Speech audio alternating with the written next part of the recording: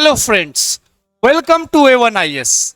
Today we'll discuss ongoing special series for 71st BPSC prelims. तो पिछले video में आपने देखा था मार्च तक हमने कंप्लीट कर लिया करंट अफेयर और आप लोग का रिस्पांस बहुत अच्छा था रिगार्डिंग कि सर ये वीडियो के माध्यम से और पीडीएफ जो अपलोड होता है A1IS ऑफिशियल टेलीग्राम चैनल पे हम सारे चीज़ों को कंप्लीट कर रहे हैं और करंट अफेयर्स में आपको कोई दिक्कत नहीं आ रही। तो हमारा जो अप्रोच था, हमारा जो मोटो है यही है कि आपको करंट अफेयर्स को लेकर परेशान नहीं होना। कोई पेड को बोल सकते कोई सीरीज या कोई करंट अफेयर स्पेशल बहुत सारे आते हैं, ये कंप्लीट है। हम लोग उसी अप्रोच से बनाए कि 71st को ध्यान में रखते हुए कोई सवाल करंट अफेयर्स का लगभग 35 से 40 किसी भी एरिया में वो मिस ना हो। और मैं 100% श्योर हूँ आप बहुत अच्छे से करंट अफेयर्स के सवाल को सॉल्व कर रहे होंगे जब इस वीडियो को आप देख रहे हैं, बार बार रिवाइज कर रहे हैं चीज़ों को, और वीडियो के माध्यम से आप में एक स्ट्रॉन्ग मेमोरी डेवलप हो रहा है रिगार्डिंग द करंट अफेयर्स, जो सबसे बड़ा चैलेंज है करंट अफेयर्स को।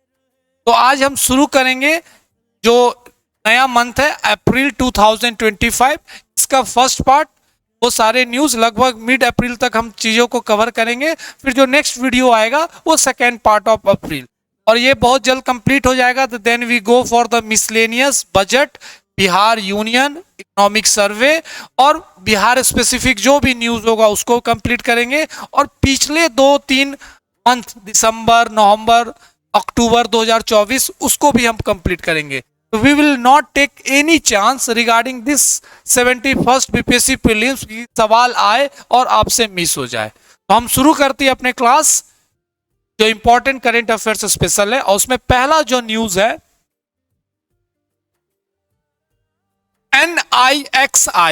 NIXI होस्टेड यूए डे, जिसको यूए डे का मतलब universal acceptance day, universal acceptance day 2025 celebration was held in new Delhi. तो याद रखिएगा, थर्ड यूनिवर्सल एक्सेप्टेंस डे हम कब मनाते हैं उसको लेकर एक सवाल आ सकता है, और ये कहां पे हुआ है तो नई दिल्ली में, न्यू दिल्ली में। वेरी इंपॉर्टेंट, कुछ अलग तरीके का न्यूज है, और अलग इन द सेंस ऐसा नहीं है कि कुछ ऐसा न्यूज है जो हमारे लिए रिलेवेंट नहीं है। अलग इसलिए है क्योंकि ये बहुत कम जगह पे रिसोर्सेज में आपको ये चीज दिखेंगे कि अच्छा ऐसा भी कुछ हुआ है, और यहां से डायरेक्ट बीपीएससी सवाल पूछ सकता। तो यूनिवर्सल एक्सेप्टेंस डे भारत में नई दिल्ली में मनाया गया, और किसके द्वारा? NIXI, जिसका फुल फॉर्म है national internet exchange of India, national internet exchange of India. 21 ministry के अंदर आता है, तो इलेक्ट्रॉनिक्स एंड इंफॉर्मेशन टेक्नोलॉजी, जिसको मीटी भी बोलते हैं short form, have hybrid universal acceptance day event on 28 मार्च। तो 28 मार्च को ये न्यूज आया 1 अप्रैल को, लेकिन ये 28 मार्च को हम क्या मनाते हैं तो universal acceptance day, acceptance day किस मिनिस्ट्री के द्वारा? तो ministry of electronics information technology. अब इस इवेंट का क्या थीम रखा गया है? थीम है connecting the unconnected, building A multilingual internet for विकसित भारत। तो अगेन यहां पे आर्टिफिशियल इंटेलिजेंस का यूज होगा। तो connecting the unconnected, building a multilingual internet for Viksit Bharat to promote universal acceptance and more inclusive digital ecosystem in India. So this is very important news, याद रखिएगा। Universal acceptance 28 मार्च को मनाते हैं। निक्सी जो national exchange internet की हम बात कर रहे हैं वो है। अब हम भाषणी पोर्टल के बारे में बात करेंगे, ये बहुत हमेशा न्यूज में रहती है। भाषणी पोर्टल का होता क्या है? तो during universal acceptance day the Bhashini portal initiative by the government of India was highlighted for advancing linguistic. अब अगर इसका फुल फॉर्म देखिएगा तो भाषणी का क्या है? भाषा इंटरफेस फॉर इंडिया, भाषा इंटरफेस फॉर इंडिया। और ये कब एक तरीके से इनॉग्रेट किया गया था, लॉन्च किया गया था? गुजरात 2022 में। तो बहुत सारे इंपॉर्टेंट इंफॉर्मेशन इस यूनिवर्सल एक्सेप्टेंस डे 28 मार्च से निकल कर आ रहा है। भाषणी का फुल फॉर्म क्या आपको मैंने बताया था, आर्टिफिशियल इंटेलिजेंस यूज करके एक ट्रांसलेटर का रोल खत्म हो गया। तो प्राइम मिनिस्टर मोदी अगर वाराणसी में है तो यहाँ पे अगर वाराणसी में वो भाषण दे रहे हैं तो that will be translate in Tamil, in Tamil Nadu या कर्नाटका या बिहार, कहीं भी ये ट्रांसलेट हो सकता है। और ये कैसे होगा, तो भाषिनी इंटरफेस के द्वारा, पोर्टल के द्वारा। तो भाषिनी का अगर फुल फॉर्म देखिएगा तो भाषा इंटरफेस फॉर इंडिया। और ये कब लॉन्च किया गया था, तो याद रखिएगा गुजरात में लॉन्च किया गया था। और कब, अगस्त 2022। तो very very important regarding this news, बहुत सारे चीज हम यहां से निकल कर आ रहा है, ये सारे इंफॉर्मेशन आपके एग्जाम के लिए इंपॉर्टेंट है। Now moving next, India launches operation Brahma to aid earthquake hit Myanmar. तो म्यांमार में भूकंप आया, म्यांमार में अर्थक्वेक आया, इसके रिस्पांस में भारत ने वहां एक ऑपरेशन चलाया to give the humanitarian support, या जो भी रिस्पॉन्सिबिलिटी हमेशा भारत इस चीज को निभाता है। इंडिया को लेकर हमेशा बोला जाता है इन द नेबरहुड पॉलिसी कि भारत फर्स्ट रिस्पॉन्डर है। अब म्यांमार को आप देखिएगा, म्यांमार में तख्ता पलट है, वहां पे मिलिट्री कूप है। अब म्यांमार में स्टेबिलिटी, म्यांमार से डायरेक्ट इंपैक्ट होता है भारत के नॉर्थ ईस्ट कंट्रीज स्टेट्स पे। इस चीज को ध्यान में रखते हुए भारत हमेशा आगे रहता है, भारत हमेशा फर्स्ट रिस्पॉन्डर होता है अगर भारत के कोई भी पड़ोसी देश में कुछ भी होता है। तो म्यांमार में भूकंप आया और भारत ने क्या इंपॉर्टेंट ऑपरेशन लॉन्च किया जिसका नाम है operation Brahma.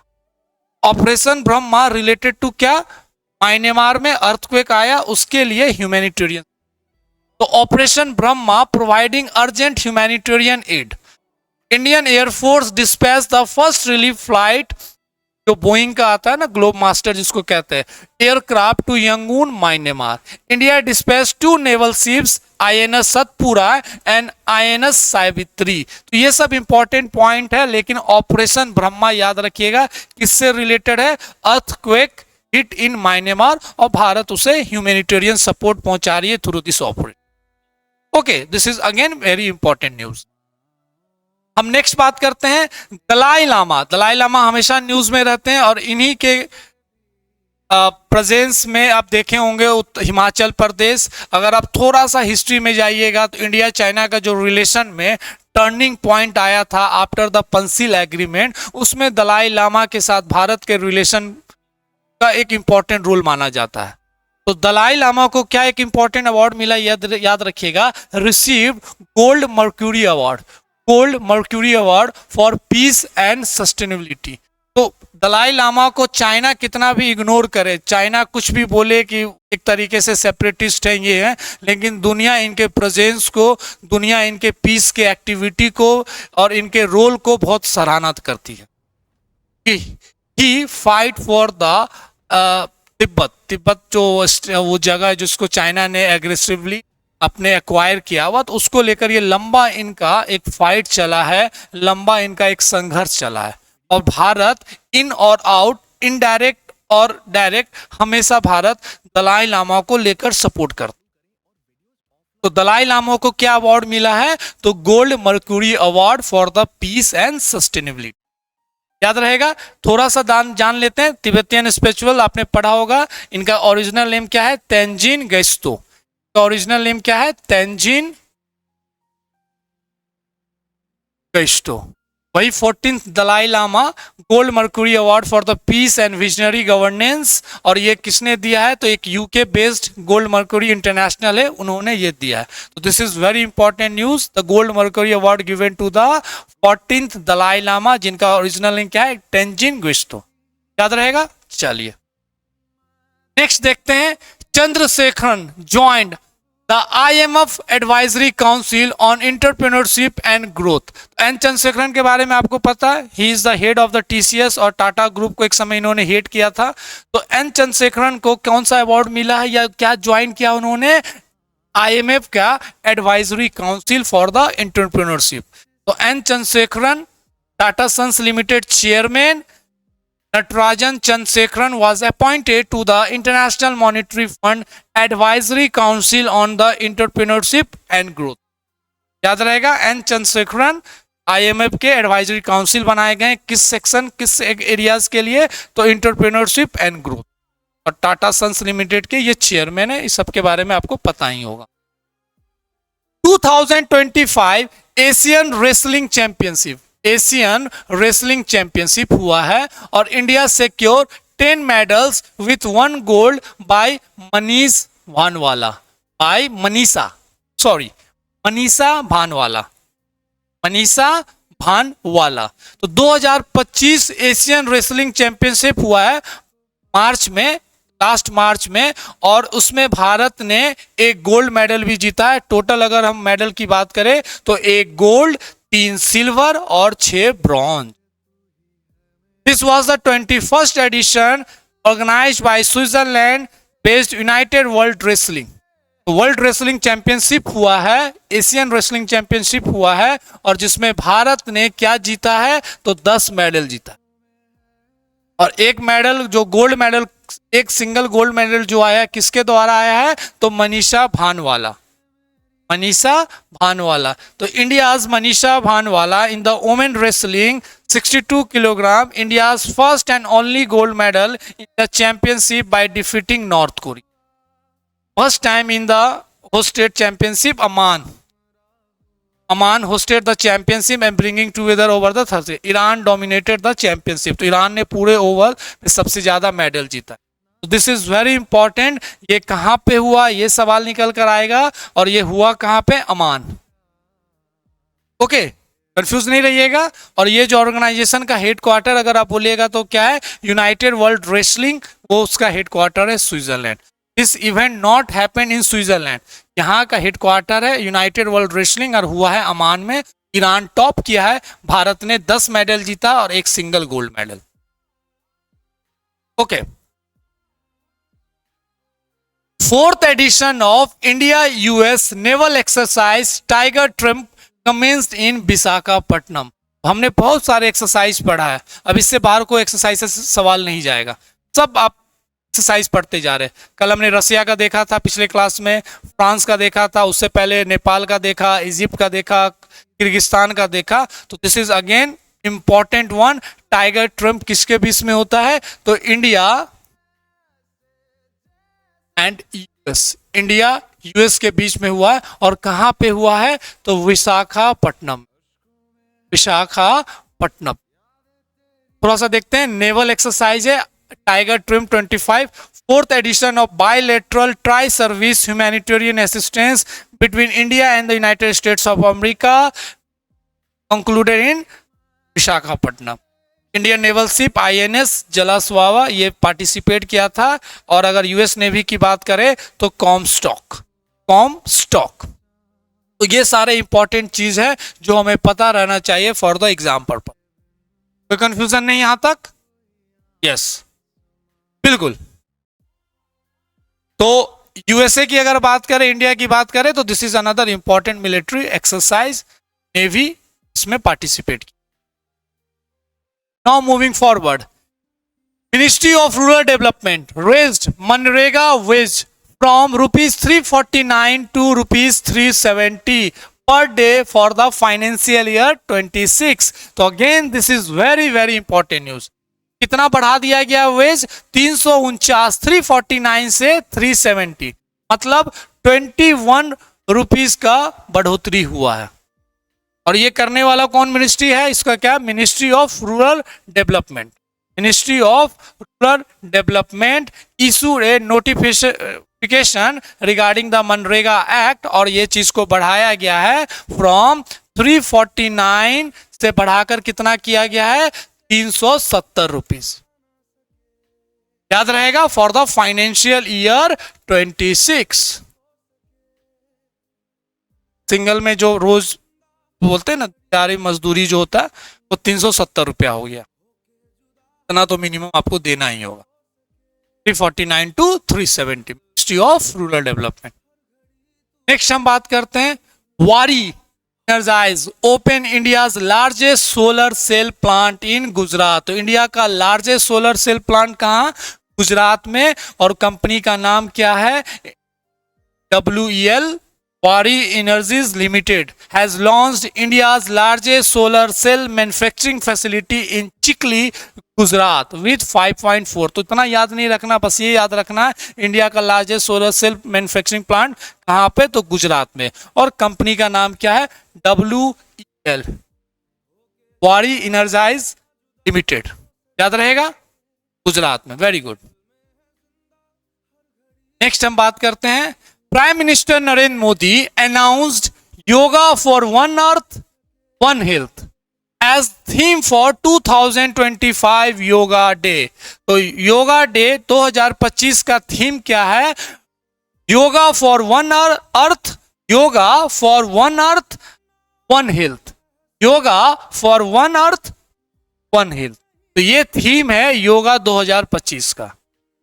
In March 2025, Narendra Modi announced the yoga. The first ever International Day Yoga was observed in June 21, 2015। तो 2015 से हम इंटरनेशनली योगा डे मनाया जाता है, 21 जून को मनाते हैं, ये चीज आपको पता है। और उसके ये 21 जून जो अभी निकला है, इसका theme prime minister Narendra Modi ने क्या दिया था, yoga for one earth one health. और 2015 से हम लगातार इंटरनेशनल डे योगा मनाते हैं। कब मनाते हैं, तो 21 जून को हम इंटरनेशनल योगा डे मनाते हैं। और ये योगा डे में भारत का बहुत इंपॉर्टेंट रोल है, भारत के प्राइम मिनिस्टर मोदी का बहुत इंपॉर्टेंट रोल है। उन्होंने ये यूएनओ तक पहुंचाया और इस चीज़ को फिक्स किया यूनाइटेड नेशन ने कि 21 जून को पूरे दुनिया में योगा डे मनाया जाएगा, जिसका है इंटरनेशनल योगा डे 2015 से। थीम याद रखिएगा, very very important. Moving next, UNESCO published Education and Nutrition Learn to Eat Well report। तो यूनेस्को का हेडक्वार्टर मैंने आपको बताया कहाँ पे है, तो पेरिस। यूनेस्को ने एक इंपॉर्टेंट रिपोर्ट जारी किया जिसका टाइटल है education and nutrition learn to eat well. आप लोग जो बीमार होते हैं उसमें सबसे बड़ा जो कारण बनता है खान पान, क्या खाते हैं क्या पीते हैं ना, ये बहुत बड़ा इशू है। तो यूनेस्को उसको अगर भी ध्यान रखिएगा तो यूनेस्को का ये रिपोर्ट बहुत इंपॉर्टेंट है कि एजुकेशन एंड न्यूट्रिशन, क्या खाना है उसके लिए जानकारी होना चाहिए, उसके लिए एजुकेशन होना चाहिए, न्यूट्रिशन क्या चाहिए नहीं चाहिए, और क्या खाना है कैसे खाना, उस सब का बहुत इंपॉर्टेंट रोल होता है फॉर आवर हेल्दी बॉडी। ये इंपॉर्टेंट रिपोर्ट है जो यूनेस्को के द्वारा लॉन्च किया गया, याद रखिएगा। United Nations Educational, Scientific and Cultural Organization report titled Education and Nutrition Learn to Eat Well। The report was released on occasion for Nutrition for Growth event hosted by France from 27 मार्च से 28 मार्च Paris में। तो ये important है, ये event कहाँ पे हुआ, और ये डायरेक्ट सवाल पूछा जा सकता है, this report published by whom। तो आपको पता होना चाहिए UNESCO. Okay, now moving forward, Indian Air Force participates in multinational air exercise IUNOCOS। IUNOCOS, इसको आप IUNOCOS भी पढ़ सकते हैं या INIOCHO, IUNOCOS in Greece। अब ये देखते हैं ये एक्सरसाइज है क्या। IF participated in 12-day biennial multinational exercise IUNOCOS 2025 held from in the Andravida Air Base of Greece। याद रखिएगा एयर बेस का नाम, डायरेक्ट एयर बेस को लेकर कंफ्यूजन होता है। एक्सरसाइज तो आपको पता चलता है किसके बीच में हुआ, कहाँ हुआ, लेकिन ये कहाँ पे हुआ, ये प्रैक्टिस कहाँ पे किया गया मिलिट्री एक्सरसाइज, ये बड़ा कंफ्यूजन हो जाता है। तो ये हुआ कहाँ पे, ग्रीस में, और ग्रीस का जो इम्पोर्टेंट एयर बेस है एंड्राविडिया एयर बेस, वहां पे ये हुआ। This exercise hosted by Greece Hellenic air force, Greece के द्वारा ये होस्ट किया गया, याद रखिएगा। अगर हम इसके बारे में पढ़ते हैं, इनक्योस के बारे में, named after ancient Greek god charioteer और रीन होल्डर। तो ये इतना इंपॉर्टेंट नहीं है, पर आपको बस पता होना चाहिए इनियोस 2025 ग्रीस हुआ और ग्रीस के एंड्राविडिया एयर बेस पे हुआ, और भारत ने भी पार्टिसिपेट। अब ये नाम कैसे पड़ा, इस सब पे ज़्यादा सवाल नहीं पूछा जाता, लेकिन अगर आप इसको पढ़िएगा तो वो भी इंफॉर्मेशन आपको मिल। अगर बीपीएससी इस पे सवाल पूछ देती है तो आपके पास जवाब होना चाहिए। Now moving forward, India's external डेप्ट राइजेस टू 717.9 मतलब 717.9 बिलियन बाय दिसंबर 2024। ये डेटा बहुत इंपॉर्टेंट है, कभी कभी डायरेक्ट डेटा पर ही सवाल पूछ दिया जाता है, जैसे फॉरेन एक्सचेंज कितना है, कितना डेप्ट है, फिस्कल डिफिसिट का डेटा, ये सब डेटा फैक्चुअल डेटा डायरेक्ट सवाल पूछ दिया जाता है। तो अगर हम भारत का एक्सटर्नल डेप्ट देखें तो ये राइज किया है और कितना 717.9 बिलियन यूएस डॉलर 2024। एक्सटर्नल डेप्ट रोज टू द, इतना याद रखिएगा, 717.9 बिलियन यूएस डॉलर और इंक्रीज कितना हुआ है 10.7%। 10.7%, very very important news regarding the economy. 10.7%, अगर हम वो उसमें बात करें तो 717.9 billion US dollar December, as per the according to the India's quarterly external डेप्ट report release by ministry of finance. तो ये सोर्स ये वो भी बहुत ऑथेंटिक है, तो मिनिस्ट्री ऑफ फाइनेंस के द्वारा ये रिपोर्ट जारी किया गया और बताया गया है कि 10.7% की राइज है, और अगर अमाउंट की हम बात करें तो 717.9 बिलियन यूएस डॉलर, इतना का हमारा एक्सटर्नल डेप्ट बढ़ा है रिगार्डिंग टू 2024 दिसंबर का ये फाइनल रिपोर्ट है। तो ये प्लीज डेटा याद रखिएगा, 10.7% का इंक्रीज, अगर अमाउंट की हम बात करें तो 717.9 मिनिस्ट्री ऑफ फाइनेंस के द्वारा ये रिपोर्ट। यस, वेरी गुड, ये इंपॉर्टेंट डेटा। चलिए हम बात करते हैं next. Space x launched frame 2 mission. Space x launched Frame 2 mission, first human space flight over Earth's polar region। तो very very important news regarding the science and technology। SpaceX ने एक important mission launch किया जिसका नाम रखा है Frame 2 mission, और ये कौन सा है? First human space flight regarding the Earth polar region.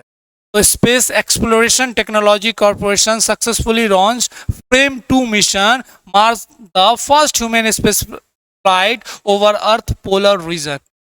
Very important, Falcon 9 rocket use किया गया था और ये फ्लोरिडा स्पेस सेंटर से mission named after the Norwegian Fram ship which explore both poles in the 20th century. North pole south pole, very good. तो उस frame को Norwegian को इस चीज को डेडिकेटेड किया गया। तो याद रखिएगा फ्रेम 2 मिशन किससे रिलेटेड है? तो फर्स्ट ह्यूमन स्पेस फ्लाइट जो अर्थ के पोलर,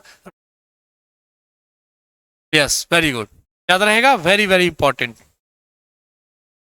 नेक्स्ट बात करते हैं, Russia unveils Zircon hypersonic missile. Zircon hypersonic missile to strengthen naval dominance. तो रसिया अपने नेवल के डोमिनेंस को बढ़ाने के लिए एक हाइपरसोनिक मिसाइल लॉन्च किया है जिसका नाम है जिरकॉन। मिसाइल से डायरेक्टली सवाल पूछा जा सकता है कि किस मिसाइल किस कंट्री से रिलेटेड है, तो Zircon related to Russia to strengthen their naval dominance. Russia Zircon hypersonic missile cutting edge weapon reaching Mach 9 at altitude of 20 kilometre. देखिए फोटो भी है। Zircon also called JM-2 Zircon supersonic combustion ramjet. तो ये याद रखिएगा, direct news आ सकता है।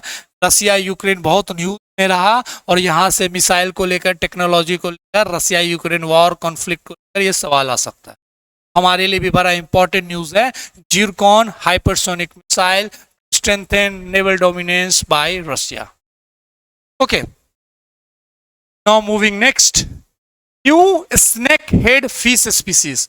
New snake head fish species चन्ना नची। चन्ना नची याद रखिएगा, चन्ना नची डिस्कवर इन मेघालय।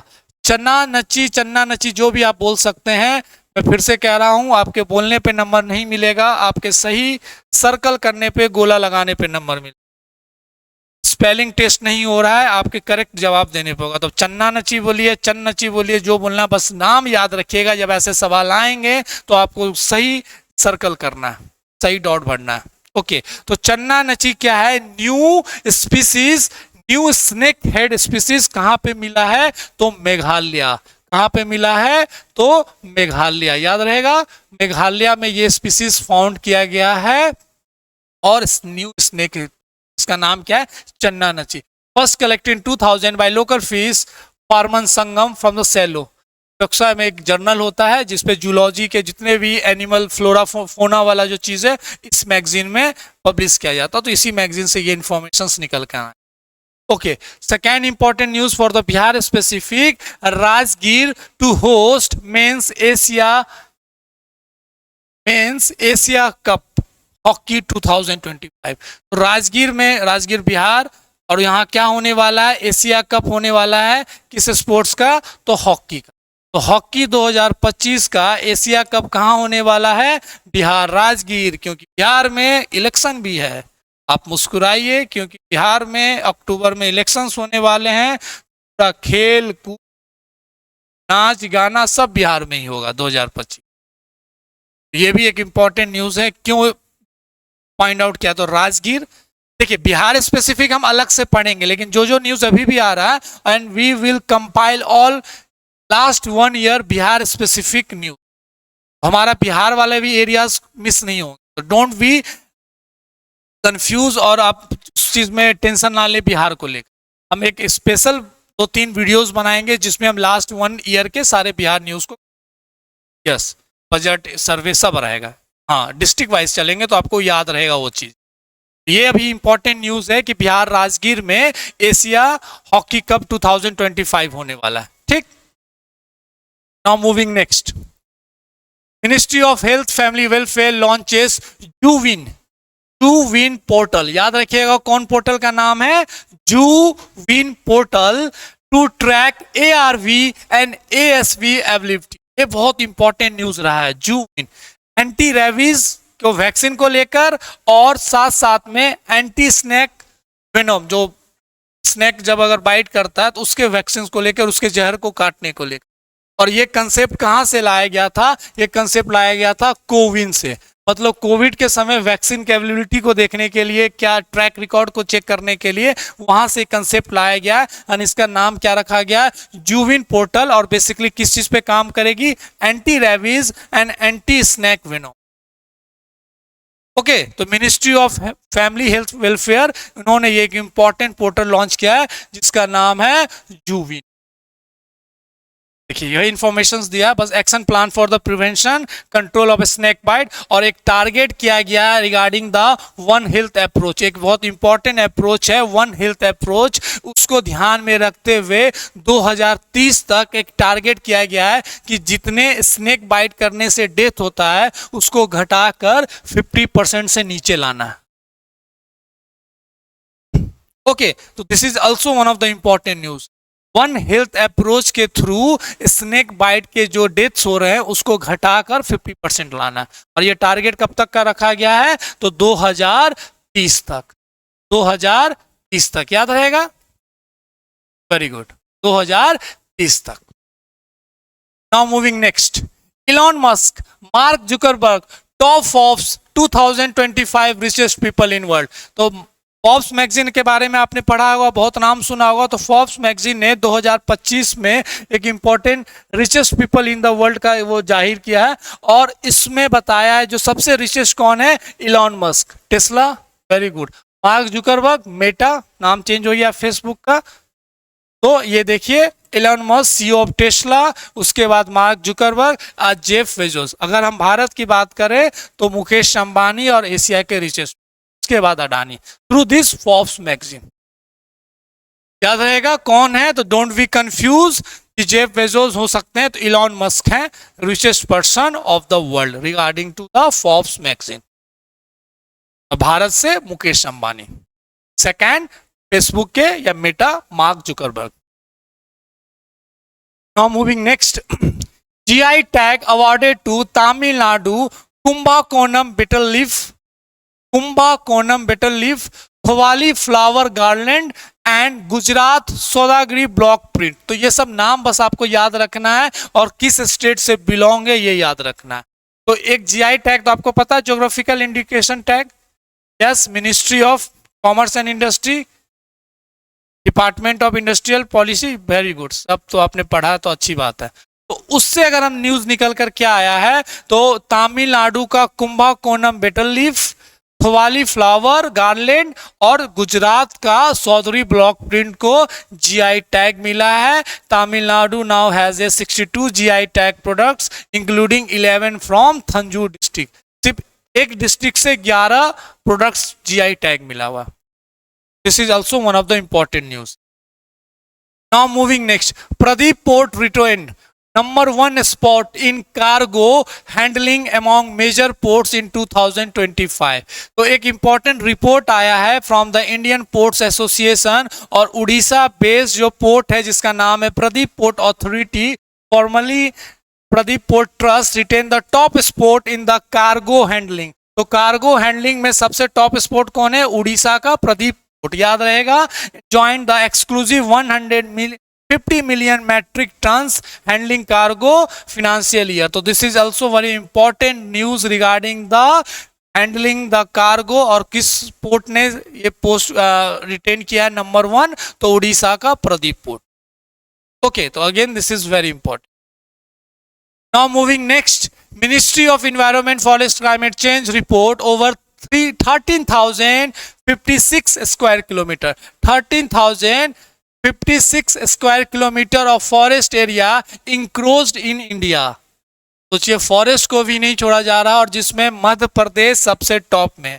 तो फॉरेस्ट के एरिया को इंक्रोचमेंट करना है और उसमें सबसे आगे कौन राज्य है? मध्य प्रदेश। अगर ओवरऑल हम इंक्रोचमेंट की बात करें तो 13,056 किलोमीटर है। और ये रिपोर्ट किसके द्वारा जारी किया गया है? तो ministry of environment, forest, climate change, मतलब सरकारी रिपोर्ट। इसके मिनिस्टर कौन है? भूपेंद्र यादव।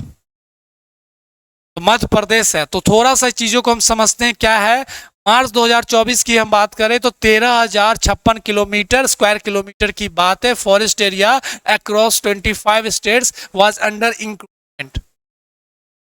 अगर हम इसकी बात करें तो कितना इंक्रीज हुआ है? 7506 याद रखिएगा, 7506 square kilometre encroachment forest reported 2023। अगर 2023 में धरे तो उससे ज्यादा बढ़कर अभी हो गया 13,000।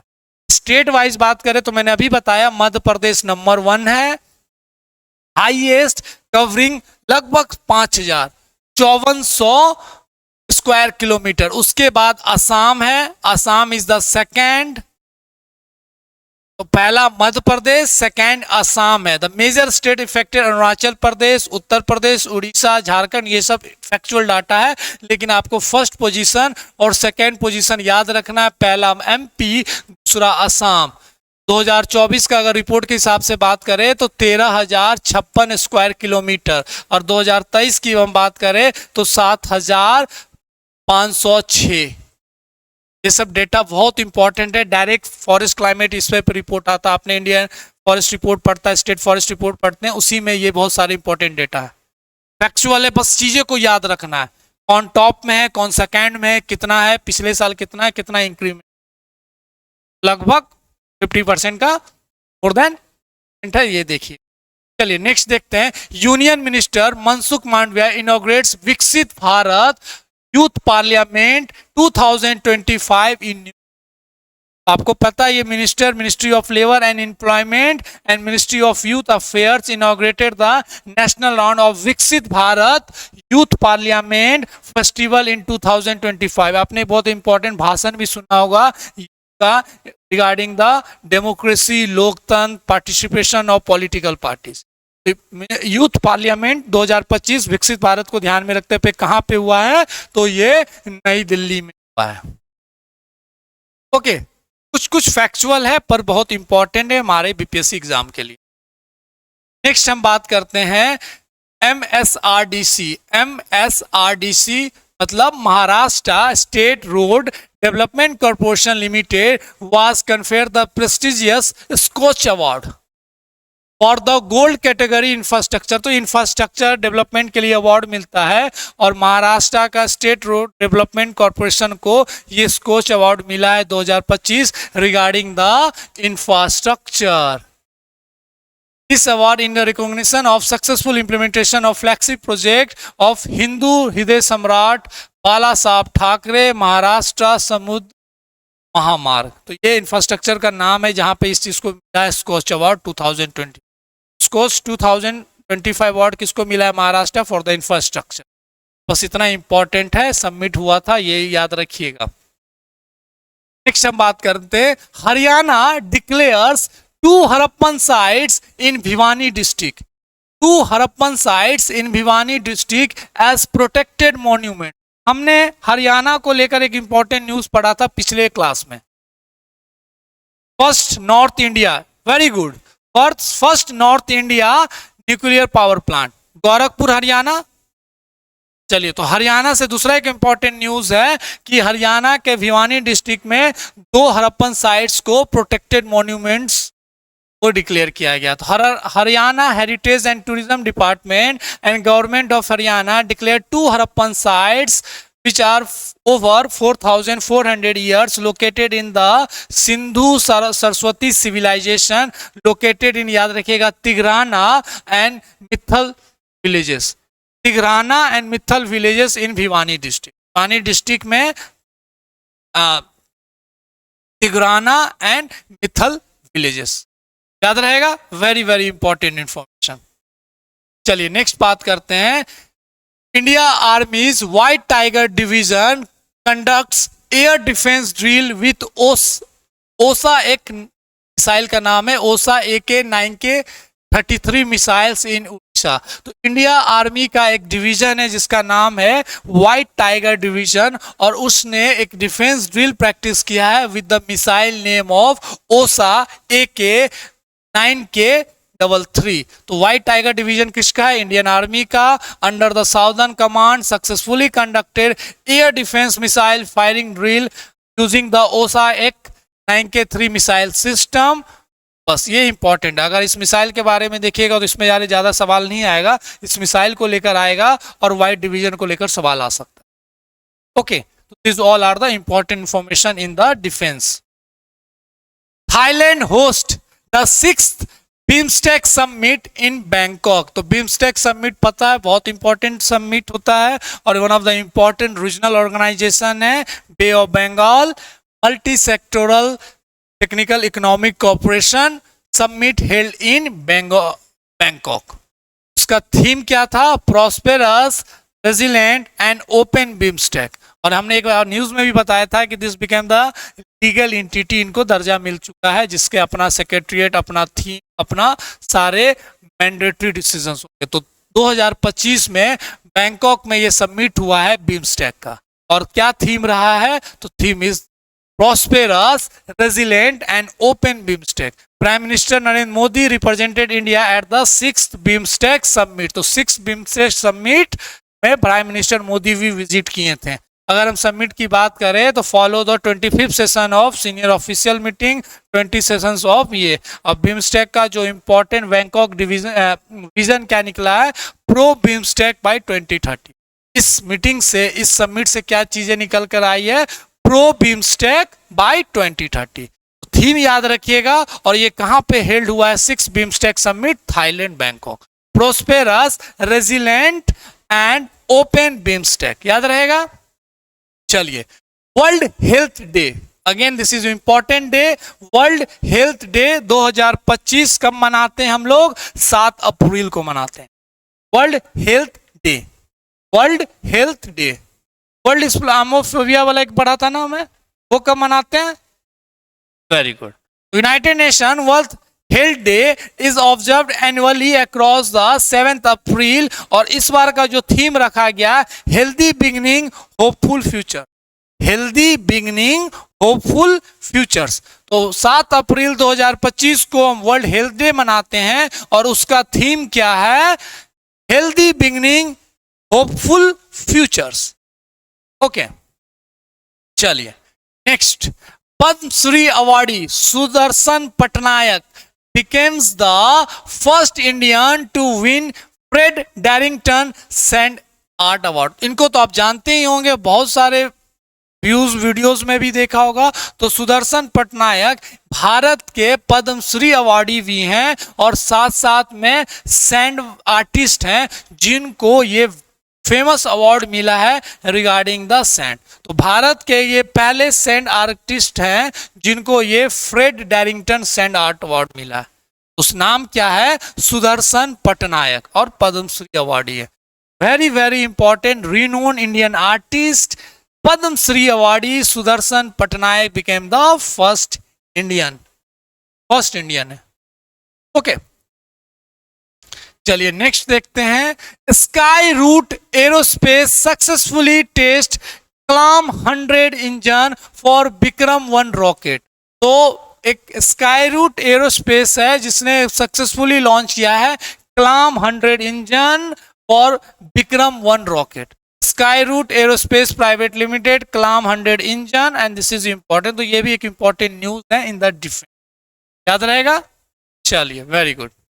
नेक्स्ट हम बात करते हैं USA and UK selected to host US and UK selected to host FIFA women's world cup 2031 and 35। तो कहने का मतलब 2031 में यूएस में फीफा वर्ल्ड कप होगा महिलाओं का और 2035 में यूके में होगा। इस चीज को लेकर फिक्स कर दिया गया है। अप्रैल स्विट्जरलैंड में फेडरेशन जिसको फीफा बोलते हैं, प्रेसिडेंट याद रखिएगा Gianni Infantino announce the USA is the host 2031 FIFA women's world cup and 35 कौन करेगा? यूके करेगा। अगर हम 27 में भी अगर बात करें तो 27 में कहां पे होने वाला है? तो ब्राजील में। 27 के बाद अगर हम नेक्स्ट बात करें तो वो कहां पे होगा? 31 में यूएसए में, और यूएसए के बाद कहां पे होगा? यूके में। तो ब्राजील, यूएसए, यूके 2027, 2031 एंड 2035, याद रहेगा। Again very important. नेक्स्ट बात करते हैं हम India ranked 36th global index readiness for frontier technologies, UNCTAD report. तो यूएनसीटीएडी की रिपोर्ट के हिसाब से भारत का रैंक क्या है in the global index readiness में? 36। हेंसली रिपोर्ट पढ़ा था हमने पासपोर्ट का, उसका क्या रैंक था? Very good. एजिंग वाला 1 2 3। चलिए, मतलब आप चीजों को रिवाइज कर रहे हैं, जब तक रिवाइज करेंगे सारे चीज आपको याद रहेगा, परेशानी नहीं आएगी।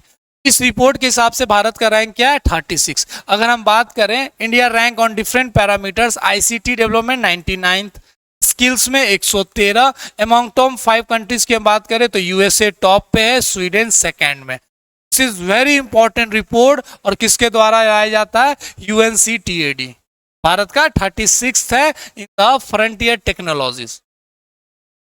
नेक्स्ट बात करते हैं जस्ट पे बिकम्स फर्स्ट यूनिकॉर्न ऑफ 2025। तो भारत का जस्ट पे एक ऐसी कंपनी है जो 2025 की फर्स्ट यूनिकॉर्न कंपनी बनी है, जस्ट पे। तो Bengaluru Karnataka based payment infrastructure just पे फर्स्ट यूनिकॉर्न ऑफ 2025। बस याद रखिएगा 2025 का पहली कंपनी जिसको यूनिकॉर्न का दर्जा मिला है वो कौन है? जस्ट पे। एक पेमेंट सिस्टम है, जैसे फोन पे यूज करते हैं वैसे ही करके जस्ट पे। नेक्स्ट हम बात करते हैं India bag 6 medal at world boxing cup 2025 in Brazil, Hitesh Gulia wins gold.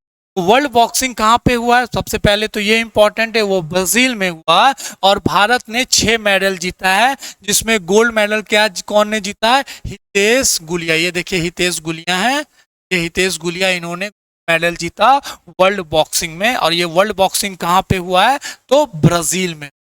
World boxing 2025, world boxing cup 2025 Brazil में हुआ। भारत ने 6 मेडल जीता एंड फिनिश्ड सेकंड। उज्बेकिस्तान ने टॉप पोजीशन लिया है और भारत तरफ से जो गोल्ड मेडल जीतने वाले कौन है? हितेश गुलिया, याद रहेगा हितेश गुलिया। वर्ल्ड कप हुआ है ब्राजील में और भारत ने कितने मेडल जीते हैं? तो 6 मेडल जीते। चलिए, India's global forum NXT25 Summit 2025 held in Maharashtra. India Global Forum hosted Next 25 Summit leading the leap was held Convention Center. तो ये भी एक इम्पोर्टेंट समिट है. ये कहाँ पे हुआ है? तो मुंबई महाराष्ट्र में जो जियो सेंटर है वहीं पे ये हुआ है. Again this is sky tracks world airport awards 2025. तो ये एक इंपॉर्टेंट वर्ल्ड एयरपोर्ट अवार्ड है और इसने सबसे पहले किसे दिया है? टॉप में कौन है? Singapore Changi name the world best airport for the 13th time. तो 13 बार इन्हें ये वर्ल्ड का बेस्ट एयरपोर्ट मिला. अगर हम भारत से बात करें तो भारत का दिल्ली इंटरनेशनल एयरपोर्ट इस लिस्ट में भी, भारत से वो टॉप में है. लेकिन ओवरऑल हम टॉप की बात करें तो सिंगापुर का चांगाई नेम्ड वर्ल्ड बेस्ट एयरपोर्ट. तो sky tracks world airport award 2025 passenger, हमने एक बार कार्गो में पढ़ा था, कार्गो वाला, यस, कार्गो रिपोर्ट जिसमें दिल्ली, वेरी गुड. अगर हम बात करें तो इसने दोहा को सेकंड और टॉप में कौन है? तो ये. तो this is very important news. और भारत की तरफ से कौन सा है? Delhi international, Indira Gandhi international airport वो भारत की तरफ से टॉप किया.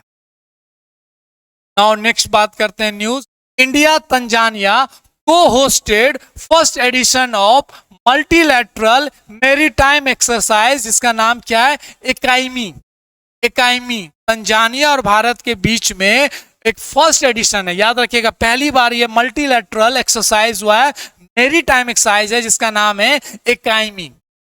Inauguration edition of multilateral exercise named Africa India key maritime engagement.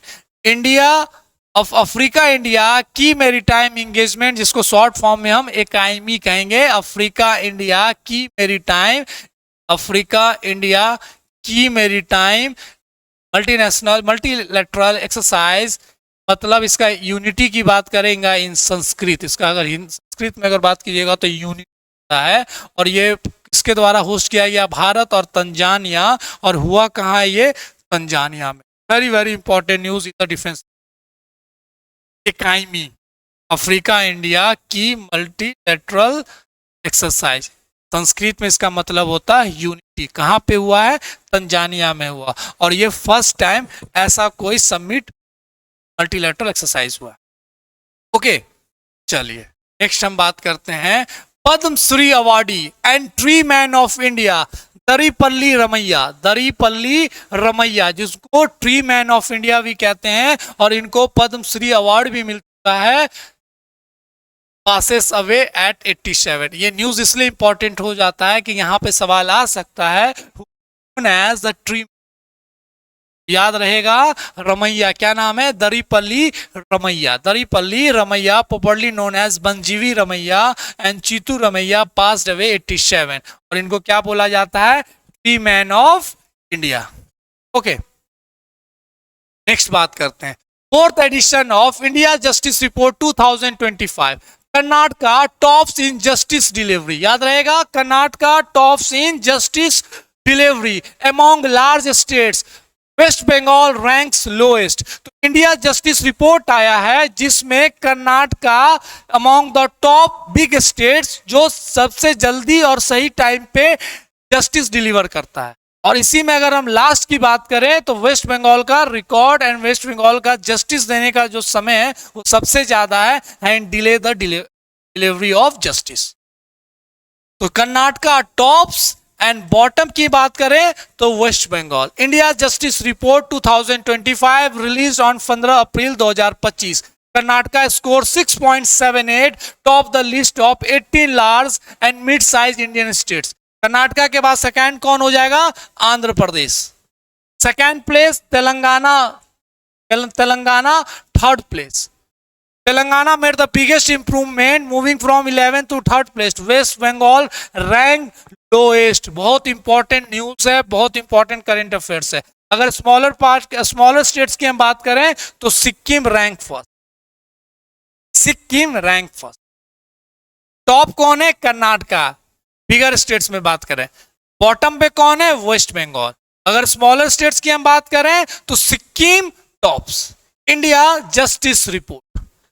UAE elected chair of Interpol committee on governance. हमने भारत पोल भी पढ़ा था। तो United Arab of Emirates elected chair, Ministry of Interior of the United Arab Emirates has been elected the International Criminal Police Organization Interpol Committee on Governance। Very important news. और ये 2 साल के लिए ये हेड करेंगे, चेयर करेंगे। UAE again govern the this important committee Interpol. Bharatpol पढ़ा था, very good. Ministry of home affairs, Justice Dinesh Maheshwari appointed as chairperson of 23rd Law Commission of India। तो 23वां लॉ कमीशन ऑफ इंडिया किसे बनाया गया है? Dinesh Maheshwari. The Ministry of Law and Justice has appointed former Supreme Court Judge Dinesh Maheshwari as the chairperson of 23rd Law Commission of India, succeeding Ritu Raj Awasthi. तो इससे पहले रितु राज अवस्थी थे 22वां का, और 23वां कौन बना? दिनेश माहेश्वरी।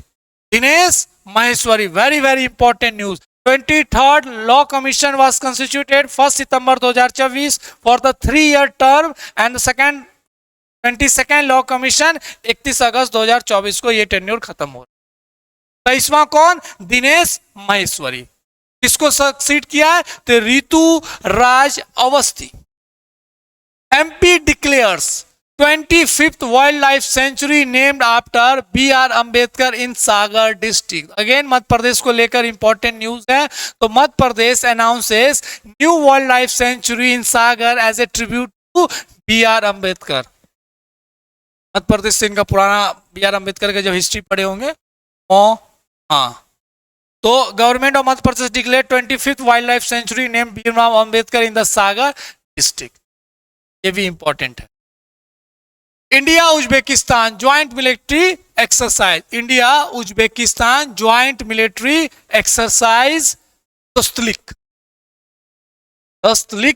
6 commences in Pune. याद रखिएगा पुणे में हुआ। हमने खंजर पढ़ा था ना, पाकिस्तान वाला।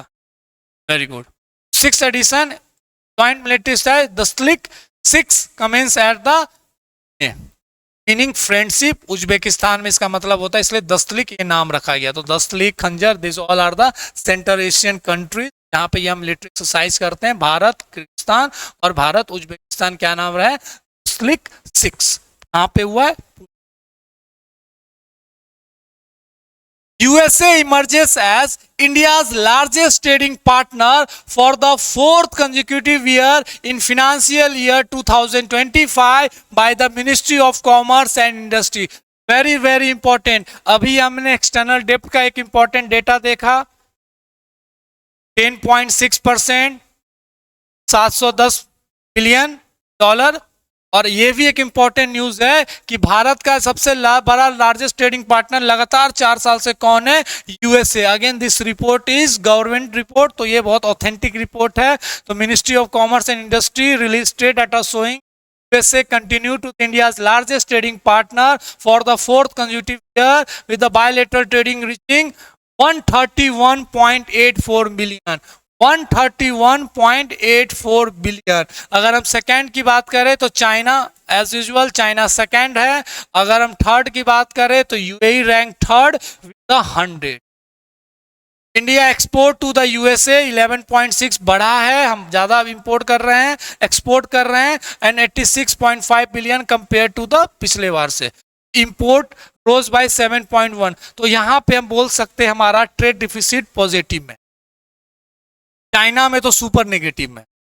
तो 4 साल लगातार हमारा सबसे बड़ा बायलैटरल ट्रेडिंग पार्टनर कौन है? तो USA, second China, third UAE. Okay, this is again very important news. Justice Bhushan Ramakrishnan Gavai set to become 52nd chief justice of India. तो भूषण BR गवई भी बोलते हैं शॉर्ट फॉर्म में। तो भूषण रामकृष्णन गवई भारत के 52 क्या बोलते हैं 52 कहां बने? Chief justice of India. 52 ही बोलेंगे। Justice Bhushan Ramakrishna Gavai set to become 52nd। अगर थोड़ा सा इनके बारे में पढ़े तो ही serve CJI until his retirement 23 November 2025, तो 23 नवंबर तक इनका टेन्योर रहेगा and will be the second Dalit CJI after justice KG Balakrishnan serve 2007 to 10। तो ये सेकेंड बनेंगे दलित सीजीआई। इससे पहले दलित सीजीआई कौन रहे हैं? तो KG Balakrishnan. Again this is very important news, 52nd CGI of India. अगर हम इसके थोड़ा सा स्पेसिफिक पे बात करें तो सेकेंड दलित सीजीआई, इससे पहले बालाकृष्णन थे जो 2007 से 10। This is very important news. Geological Survey of India and Germany Museum Koingbond discovers 6 new Sericini beetle species in India। बस ये याद रखिएगा ये कहाँ पे मिला, बस इतना ही इंपॉर्टेंट न्यूज है। Kolkata based zoological survey under ministry of environment, Germany की एक है। 6 न्यू स्पीसीज बायोसाइट से north east India and western Ghats में ये सब स्पीसीज मिले हैं बीटल। बस याद रखना है, बस ज्यादा नाम पे नहीं जाना है, कंफ्यूज हो जाएगा। नेक्स्ट हम बात करते हैं, India and 62 other countries agree to world first global carbon tax in shipping industry. तो भारत और भारत के साथ साथ 62 अदर कंट्रीज ने एक अपना रजामंदी दिया है, एग्रीड हुए हैं किस चीज पे? First ever global carbon tax by bringing commercial shipping under the ambit in house international maritime. तो ये भी इंपॉर्टेंट न्यूज है, बस हमें पता होना चाहिए। Time revealed 2025 Time 100 list of most influential people in the world. No Indian feature on the list। हमने अभी फोर्ब्स का रिचेस्ट वाला देखा था, तो टाइम मैगजीन भी वन इंडिया वर्ल्ड का बहुत बड़ा मैगजीन है। ये influential people, richest person, women, ये सब को लेकर के इंपॉर्टेंट डेटा जारी करता है। तो टाइम रिवील किया है 2025 के 100 इन्फ्लुएंशियल पीपल। अब भारत से कोई, अगर वैसे अगर हम बात करें, there is no Indian names have been featured on the list। अगर इंडियन ओरिजिन की बात करें तो Reshma Kewalramani, CEO of the Boston Massachusetts Vertex pharmaceutical, वो इंडियन ओरिजिन। और ये वेरी इंपॉर्टेंट है, Demi Moore, Serena Williams, Snoop Dogg, ये सब हैं इन्फ्लुएंशियल पीपल। भारत से कोई इन्फ्लुएंशियल पीपल 2025 के टाइम मैगजीन।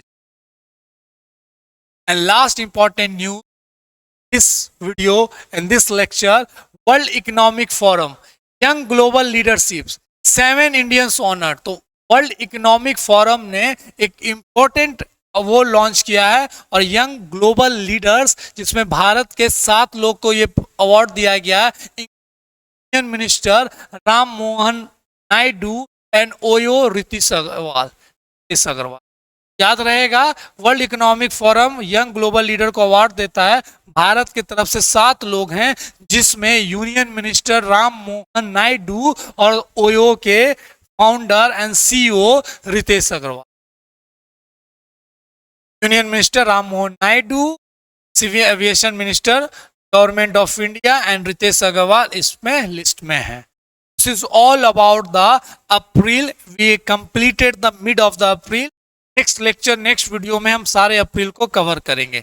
प्लीज वीडियो को देखिए, पीडीएफ फाइल को पढ़िए और बार बार रिवाइज कीजिए। And again I am saying, I am 100% sure कोई भी एरियाज, कोई भी क्वेश्चन हमारा मिस नहीं होगा when we talk about the current affairs special. And this is the best way to crack 71st BPSC prelims and dealing all current affairs questions without any mistake. Be confident what we are delivering. We are giving our 100% regarding the current affairs space.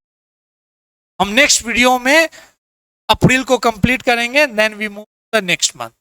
समय फिर से मैं कह रहा हूं, धीरे धीरे नजदीक आते जा रहा आपका एग्जाम। फोकस कीजिए, पढ़ाई पे पूरा मेहनत कीजिए। अभी कुछ नहीं देखना है, no if, no but, no left, no right. सिर्फ एक ही मोटो, अर्जुन की तरह मछली का जो आंख दिख रहा वही आपका मोटो है, 71st का बीपीएससी प्रीलिम्स को क्रैक करना। ठीक, तो आई होप कि आप लोग मेहनत कर रहे हैं, अच्छे से पढ़ रहे हैं। हम मिलते हैं नेक्स्ट वीडियो में, तब तक अपना ध्यान रखिए। Thank you.